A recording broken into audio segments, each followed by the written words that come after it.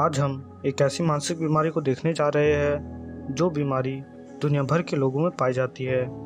दुनिया भर के लोग इस मानसिक बीमारी से जूझ रहे हैं, पर इस मानसिक बीमारी के बारे में बहुत कम ही लोगों को मालूम है।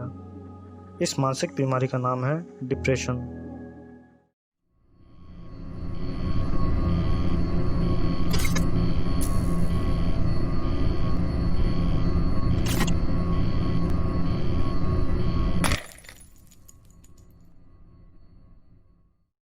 हिंदुस्तान में डिप्रेशन को लोग आज भी समझने में नाकाम रहे हैं।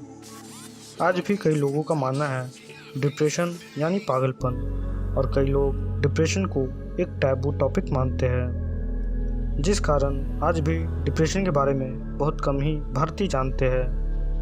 WHO की माने तो 2005 से 2015 तक दुनिया भर में डिप्रेशन के मामलों में 18% की वृद्धि पाई गई है। WHO की माने तो इंडिया में भी डिप्रेशन की हालत कुछ ज़्यादा अच्छी नहीं है। इंडिया डिप्रेशन के मामले में वर्ल्ड में 6th पोजीशन में है। WHO की हालिया रिपोर्ट की माने तो USA और चाइना को पीछे छोड़ते हुए भारत दुनिया का सबसे डिप्रेस्ड कंट्रीज़ में से एक है। इंडिया में एंजाइटी, डिप्रेशन, सिग्नोफेनिया और बाइपोलर डिसऑर्डर के सबसे ज़्यादा मामले पाए गए हैं। रिपोर्ट्स के अनुसार इंडिया में लगभग 6.5% लोग डिप्रेशन के शिकार हैं। इंडिया के लिए ये नंबर्स बहुत ही ज़्यादा डराने वाले हैं। इंडिया में लगभग हर 1 लाख लोगों में से 10.9% लोग डिप्रेशन के कारण सुसाइड करते हैं। रिपोर्ट्स में एक और बात का खुलासा किया गया है, जिसमें करीब 18% डिप्रेशन के शिकार लोग किसी भी तरह के उपचार की तलाश नहीं करते हैं। अब हो सकता है कि आप में से कई लोग ये भी ना जानते हो कि भला डिप्रेशन क्या है। क्योंकि डिप्रेशन एक मानसिक बीमारी है, इसलिए इसे समझना थोड़ा मुश्किल है। किसी भी तरह की छोटी मोटी बात से हो सकता है कि शायद आप परेशान हो जाए, जैसे कि एग्ज़ाम में कम मार्क्स आना या परिवार में हुई छोटी मोटी लड़ाइयाँ। पर इन चीज़ों को डिप्रेशन का नाम देना शायद गलत होगा। पर जब आप इन छोटी छोटी परेशानियों को अपने अंदर दबाने लगते हैं और इन सब परेशानियों में धीरे धीरे डूबने लगते हैं, तो ये एक मेंटल प्रॉब्लम बन के भरने लगता है। कई लोगों को तो ये भी नहीं पता होता कि वो डिप्रेशन के शिकार है।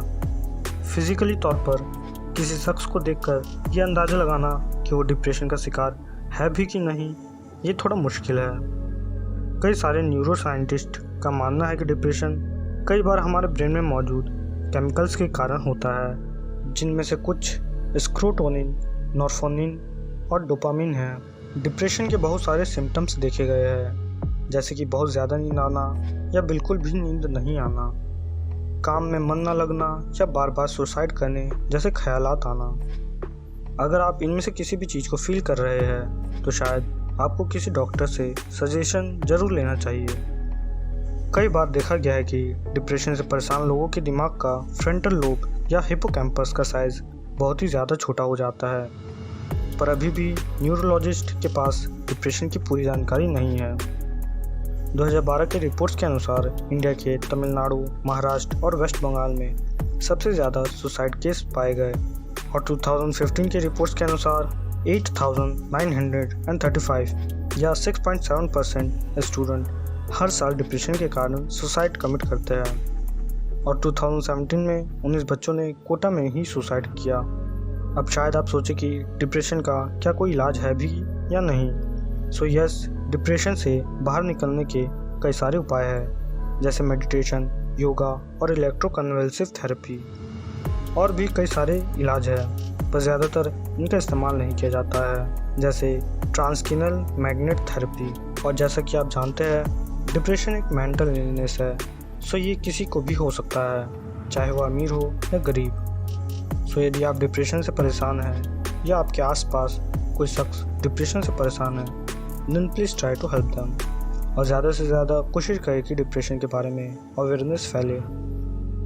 I hope you will like this video, so please like and subscribe to our channel.